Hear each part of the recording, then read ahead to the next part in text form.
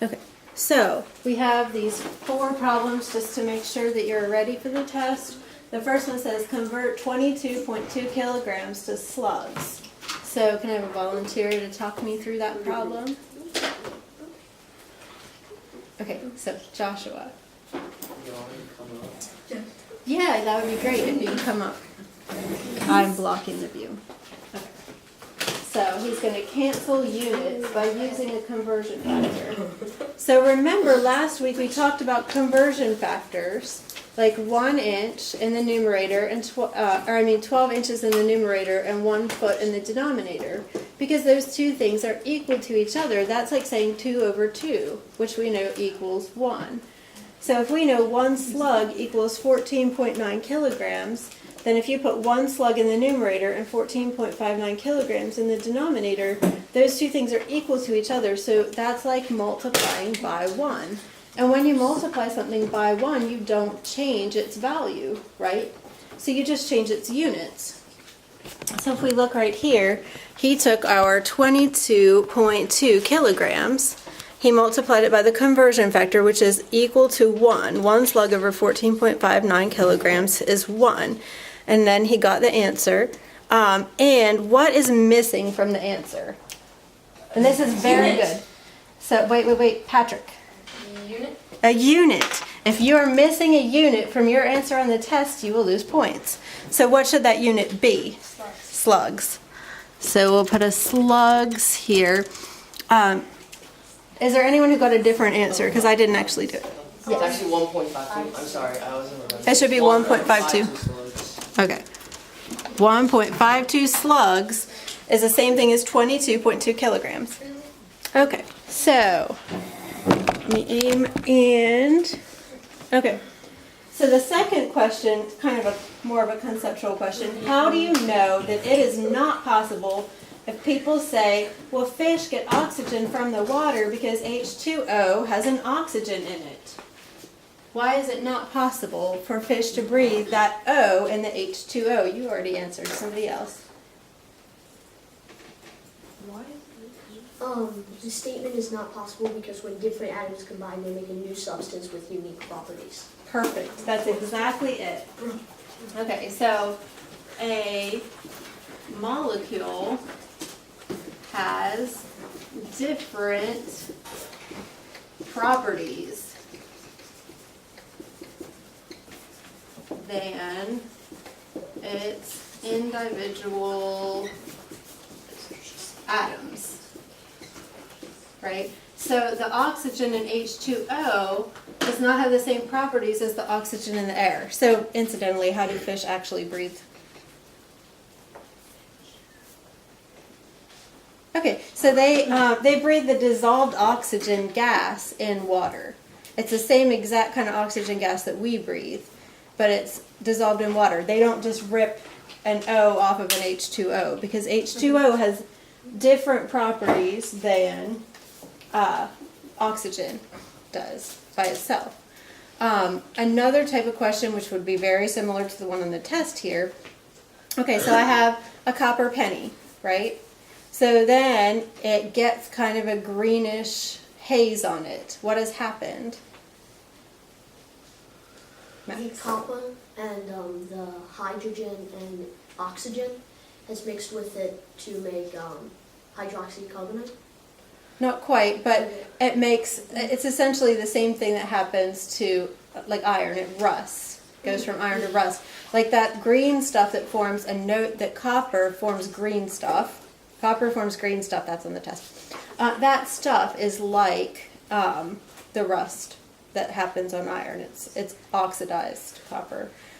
So that green stuff on the copper, does it have the same properties as copper? No, because it's a whole new compound. A molecule has different properties than its individual atoms. It has a different color, it's green. It has a different density, a different melting point, a different everything, because it's a completely different compound. How about convert 5 grams to milligrams? You already answered, Joseph. Do I demonstrate it up there? Or do I just... You can come up and do it. That would be great. Oh, great. We'll keep going. It's like, yeah. Okay, so we've got, oh, he's writing tiny. All right, so he's canceling, it's fine. I'll zoom in on it. Okay, so to convert 5 grams to milligrams. So Joseph is telling us there are 1,000 milligrams in 1 gram. He cancels his grams, he gets milligrams. So there's 5,000 milligrams in 1 gram. 5,000 milligrams in 5 grams. Yeah, that's good. Oh, he's doing the kilograms too. So 5 grams converted to kilograms. Now, if you didn't do it exactly like Joseph does it, that's okay. There are a few other kind of methods that are similar, but they might look a little different. So we'll talk about that in a minute. If anyone did it differently, that's fine. But you need to get the same answer, of course. So 5 grams, he says there's 0.001 kilograms in 1 gram. So there's 0.005 grams. There's 0.005 kilograms in 5 grams. Okay, you have it, you're good. Okay. So I'll zoom in on that and then we'll talk about it.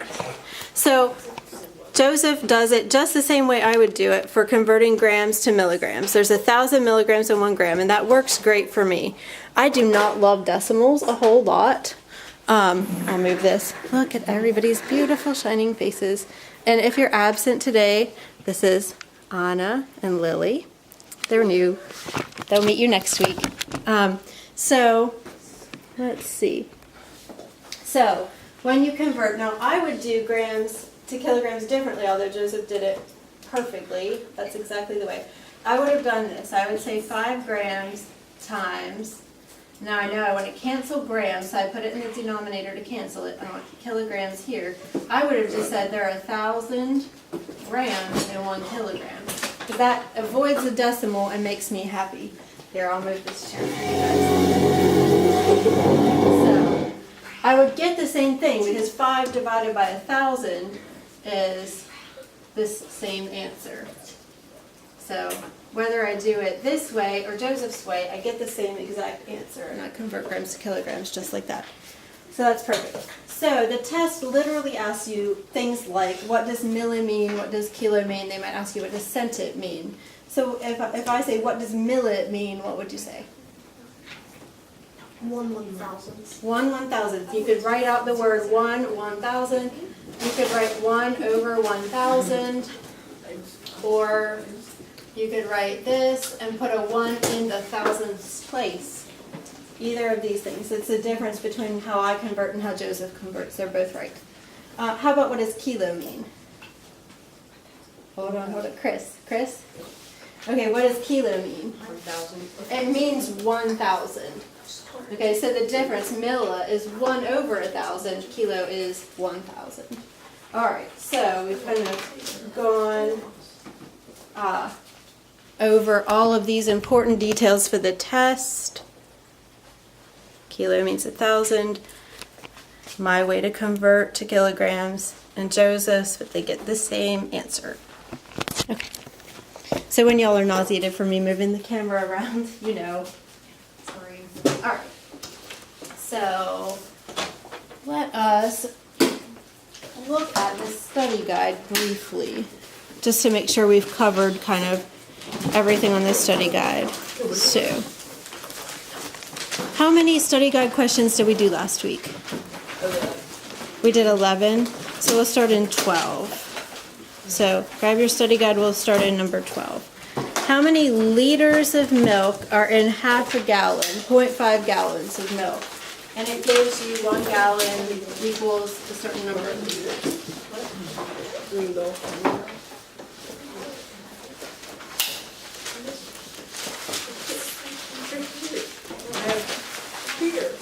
So,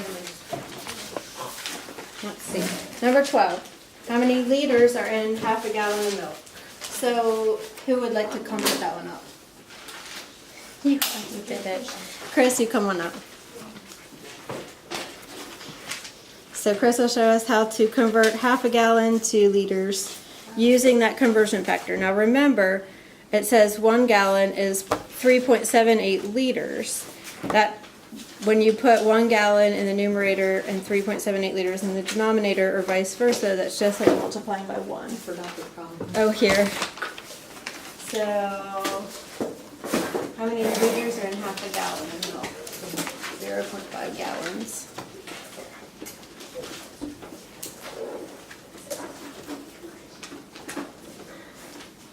So he uses that conversion factor, 3.78 liters in a gallon. He cancels out gallons, he gets liters. These are things that you'll need to be able to do on the test, so make sure that you practice.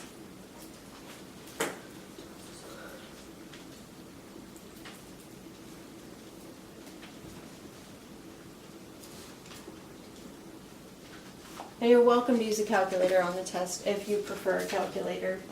I have no rule against calculators ever. Good. Okay, so he gets 1.89 liters. That looks great. So half a gallon is 1.89 liters. Perfect. Jenna, a meter stick is 100 centimeters long. How long is that in inches? So will you write on the board for us? Thank you. Is there anyone who's not thrilled about getting up and writing on the board? Okay, we'll work on it. By the end of the year, hopefully you'll get more comfortable with that. I know it can be scary. We'll try to get you guys with some questions that involve talking to me. Oh, sure. Okay, so we've got a meter stick is 100 centimeters long. How long is that in inches?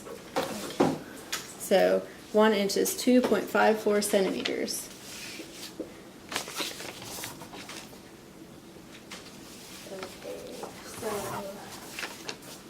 So 1 inch is 2.54 centimeters, and you've got 100 centimeters.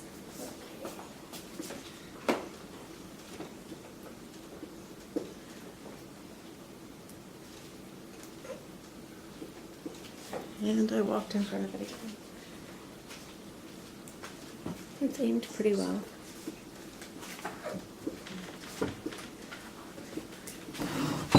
Next, we're going to talk about concentration.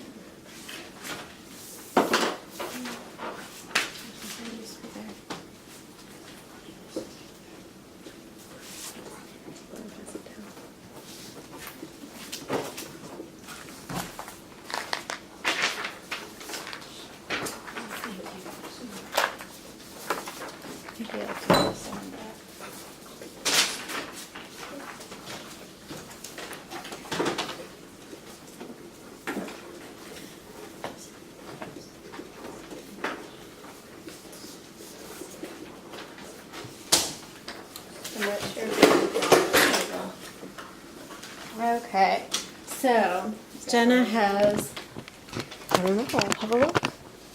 Okay, so what Jenna's done, she's taken 100 centimeters and she has used that conversion factor. 1 inch is 2.54 centimeters. So then I would just take my calculator and type in 100 divided by 2.54. And what do you get when you do that? Somebody has my calculator, so somebody will have to type it in for me. 100 divided by 2.54. What do we get? 39.4. Okay, so when I type in 100 divided by 2.54, I would get 39.4. And what would my unit be? Inches. All right, and that looks right to me. Use a calculator. That makes it a lot easier, I think. So 100 divided by 2.54 is going to be 39.4 inches. You've canceled out the centimeters and you've ended up with inches by using this conversion factor, just like multiplying by 1. So now we're going to do a lab. Did everyone get a lab sheet? Yes. Jenna, you were up here writing. Did you get one? I think so. I think it's 2. Okay. Is there an extra one anywhere? I don't have a lab sheet. Well, maybe I have one of my papers. Okay, so let's take a look. Maybe I have one. I do. Yes. Oh, good. I actually have one, so that's good news. Okay, so what we're going to do is observe the effect of concentration on a chemical reaction. So the first thing we're going to write is an objective, which I apparently have just said. So if you look on your sheet right here, Here's our sheet.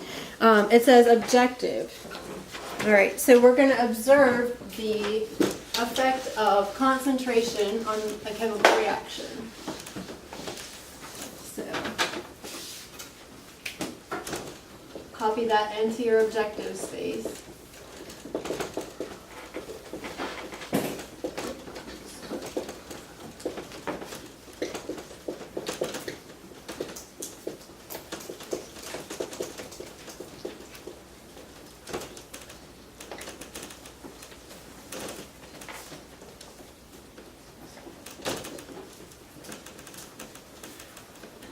Okay. When you write an objective, you always want to start with the word to and then put a strong verb. Since we're only observing today, observe is the best verb we're going to get. But normally it would be nice to have a more interesting verb. So, from your reading in the book, what did you learn about concentration? It would be interesting. Joseph? Is the amount of substance within a certain volume? Yes. Okay, so the amount of substance within a certain volume. So this vinegar, for example, says diluted with water to 5% acidity. Okay, so the concentration of vinegar in here isn't like all vinegar. It's just a 5% solution of vinegar. It's diluted with water. So it's not as concentrated as it could be. And we're going to further dilute some of our test cases with water so that it'll even have a lower concentration than that. Concentration controls the rate of a chemical reaction. Something that is more concentrated is going to have a faster rate because the molecules crash into each other. There's Clay. We'll get a more interesting video now. All right. Hooray. Okay, well, the molecules crash into each other more readily. He's going to put his stuff down. He'll shake around. And when you have a greater concentration, those molecules will be more likely to collide. And molecules have to collide for a chemical reaction to happen. So the rate will increase as concentration increases. As concentration decreases, the speed that something can dissolve or react will decrease. So if I'm going to make a hypothesis about what would happen, do you think that if I want to react, this is basic and this is acidic. And I don't know if you guys have had enough science in the past, maybe you have, maybe you haven't, to know that when you have something that's acidic and something that's basic, a chemical reaction will occur between them to get them to a neutral pH, just like water, where it's not acidic or basic. So these two things are going to react with each other. The speed at which they react, the rate of reaction, is going to depend on concentration. So if I use the vinegar just like it is, what do you think the rate will be compared to if I dilute the vinegar with water before I start the reaction? The rate that it will dissolve will be faster and the higher the concentration of vinegar. Yes, so the undiluted vinegar is more concentrated. It will have a faster rate. So we're going to make a hypothesis here. Okay, increasing the concentration will mean the reaction will go faster. Decreasing the concentration, diluting it, will mean that it's going to go slower. So in your hypothesis section there,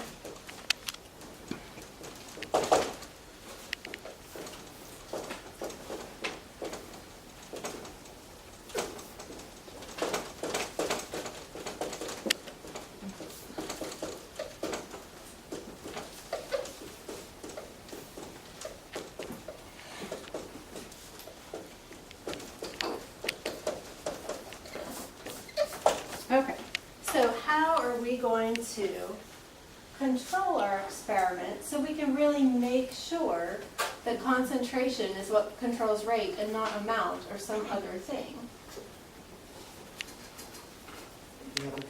We have a control. Okay, so here's what we're going to have. So under materials, you're going to write 6 beakers, vinegar, water, and Tums. That's what we're going to use.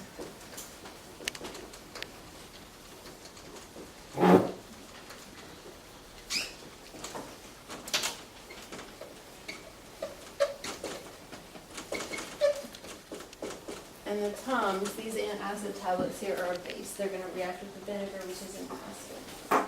Okay, so here's kind of what's gonna happen. We're gonna write a procedure.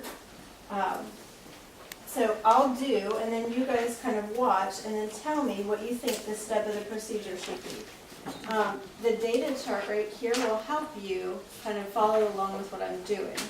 So it says the first, actually you're gonna have to change, I need to change this sheet already.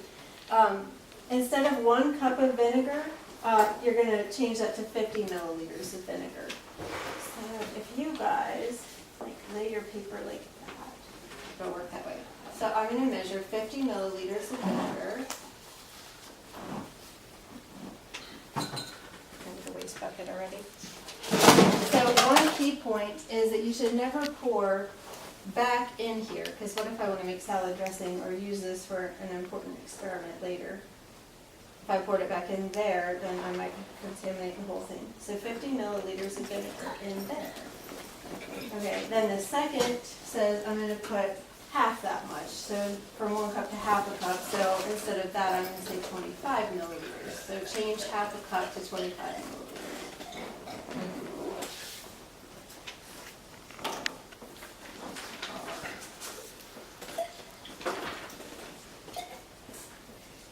Okay. So 1 cup has just become 50 milliliters, half a cup has become 25 milliliters. A quarter cup, I guess, will be 12.5 milliliters. That's not very much, is it? All right. So, now that I've done that, is there a difference in the concentration of the vinegar in these 3 beakers? Joseph? No. No. But what is the difference? There's obviously some kind of difference.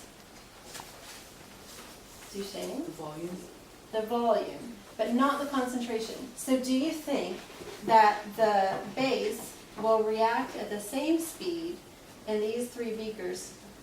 Yes. Yes, because concentration is what controls reaction speed, not amount. So then we're going to try a few other things. So the next one says a cup, which for us is going to be 50 milliliters of vinegar with an equal amount of water.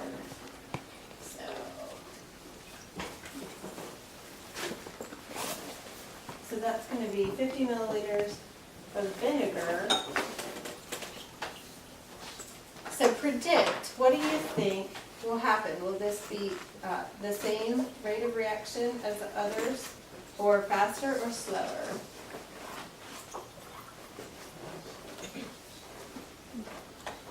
What do we think, faster or slower? Slower. Slower, but there's more stuff in here. How could it react slower? There's less of a concentration of The vinegar. concentration is less, even though the amount is more, and the concentration is what matters. So here, just to keep it that same amount, 250 milliliter amounts, so it's going to be 100 total milliliters. I'm going to put in 25 milliliters, oops, of the vinegar, and then instead of a cup and a half, it'll be 75. Be careful on that one. So that's already diluted, 25 milliliters of vinegar in 100 total milliliters. Okay, so these 2 beakers have the same amount of stuff, but what can you tell me about the concentration? Chris? Yeah, the concentration is higher in the one with the water. They both have some water. This one has 50 mils of vinegar and 50 mils of water. This one has 25 mils of vinegar and 75 mils of water.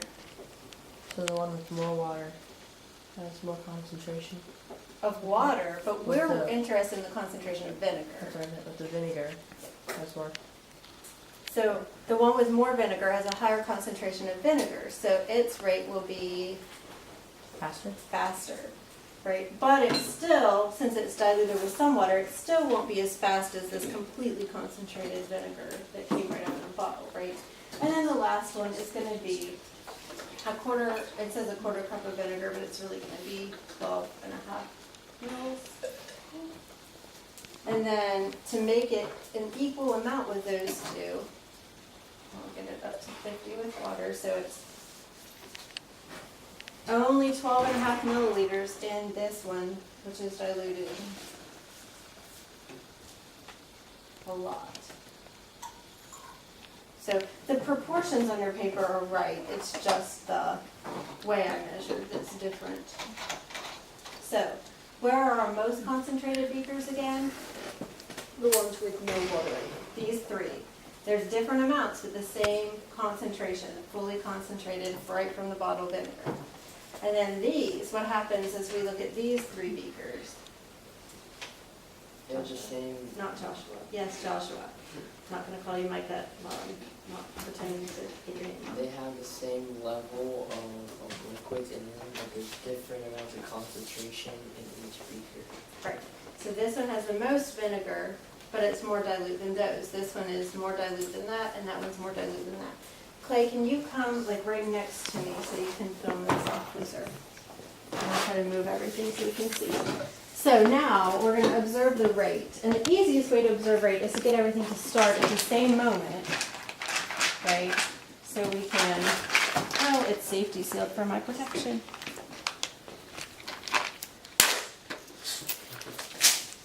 Not for its protection. All right, so I'll get 6 of these out, and hopefully we can get them in Which one are you going fast. for first? I'm gonna go as fast as I absolutely can. So, all right, so hopefully we can get them to start about the same moment. Actually, to put some in? Chris, you come and help me. I do And one. Lily, okay, here, you do one. You do these two. I'll do 3. Ready? 1, 2, 3, go. Oh, that's not good at all. So I just stuck my hand in and contaminated everything. Okay, so now we're gonna watch. Clay's gonna stand next to me so you guys can see too.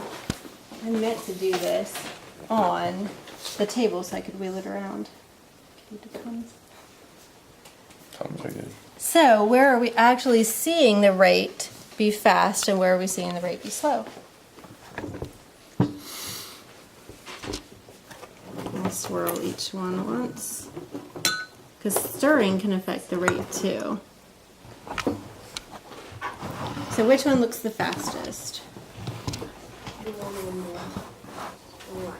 It does, it really does, and what should be the case?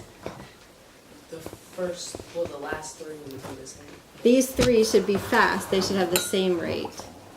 So, try keeping them all swirling. Okay. So then we'll see when they dissolve.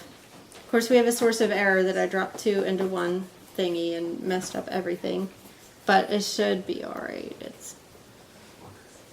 If you did that in college, you would need to start again. That would be a big mistake in the big scheme of your life depends on this lab report. But for us, we're going to be okay. So let's talk about procedure while we stand here waiting for these guys to react completely. What was the first thing I did? Now, why would it? It's interesting how all 3 should be going at the same speed, at the same rate, dissolving. Why would that happen? Because each one has more vinegar. So wouldn't that mean the faster it goes? So here's the thing about chemical reactions, is the rate, well, number one, the rate changes as you use up the reactants. So there's less vinegar here, and it's getting used up. So it may have not as much of an ability to collide once it starts using up its vinegar. But also you would see possibly some trouble because the vinegar over here isn't getting stirred, so that when it's reacted with all the vinegar in its little area, it's not able to get to the vinegar molecules that are still waiting to react way over here, which is why I'm kind of swirling them, but I need to swirl these guys too, because that could happen to them too. So stirring is kind of important when it comes to the speed of reaction, but everybody needs to be stirred the same. But assuming that all the vinegar doesn't get used up, then it should still continue to react. And we're going to assume that if this one doesn't react as fast as the others that share the same concentration, that's only because it has actually used up all the vinegar, which is possible because that's a pretty small amount. And that could be a source of error. We'll see if it actually works or not. So what was the first thing I did?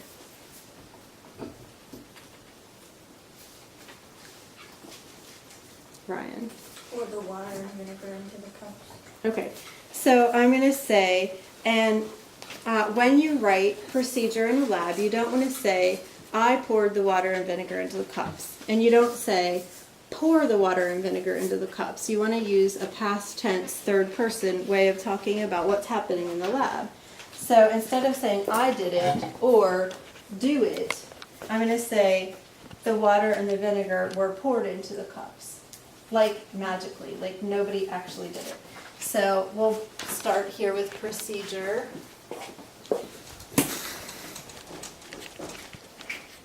Let's see.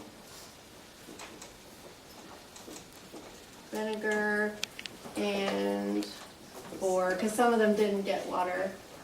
Water was poured, and those cups are called beakers. And I just said, according to the chart below, so we don't have to make a separate step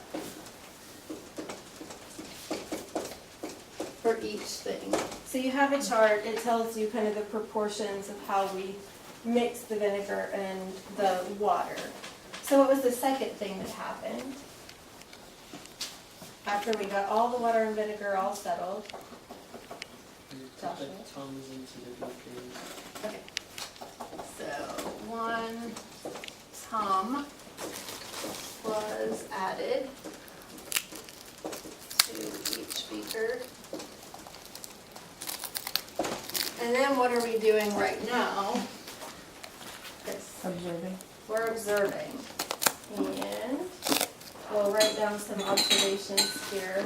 We'll travel the beakers around for a minute and see. So how would I say that? Instead of we are observing. They are being observed. Okay. So the reactions. And instead of are, I'm going to say were, because I'm going to say past tense, because even though we are technically still doing it. And then we'll write our observations down here in this chart. So what do we see going on? So let's move these guys into here. And that's okay.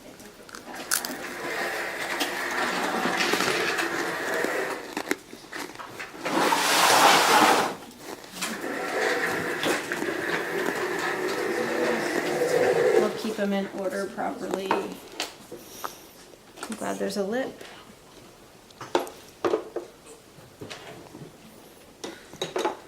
Okay, so you guys close there. Not look crashing into everybody. Okay, so we're going to stand up. This for a second. We were the fully concentrated vinegar. You can see the tablets are all getting kind of small, probably compared to these. These all have the same amount, but this has the most vinegar, about half as much as these three. And this has half of that, and that has half of that. So this is the least concentrated. These three are the most concentrated. So make an observation for each beaker and fill in your chart.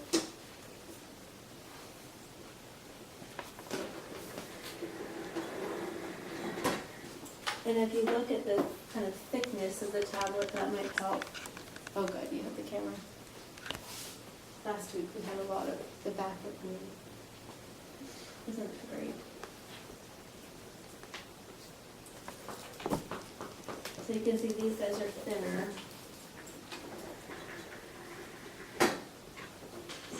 These are definitely thicker as you get less concentrated. What else do you observe about bubbling and such? The last three are bubbling more. These three or these Those three? These three? They're still bubbling more? three. Seems like it.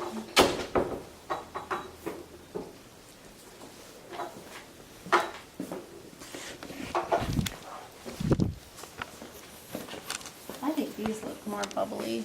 Yeah, you're right. They do look more like. This one looks contaminated with something. Ooh.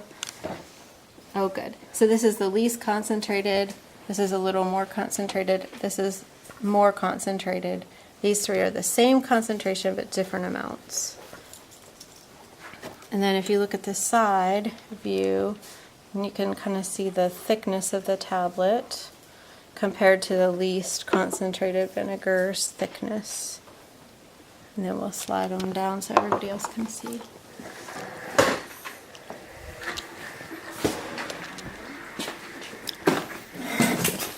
These three are the most concentrated. We would predict their rates to be the same. These three are about half as much concentration of these, and then half of that and half of that. Have you seen the Sandlot? Yes, that's the source of matter.